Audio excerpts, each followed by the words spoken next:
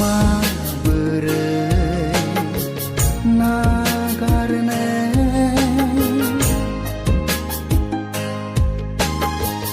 हाखो नों सना अन्नायनि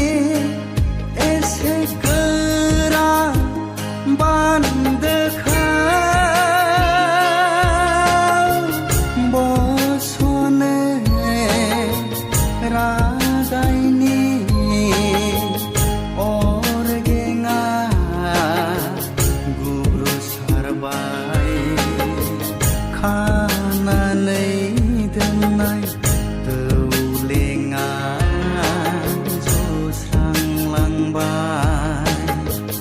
नोंनि हायनानि अरखिया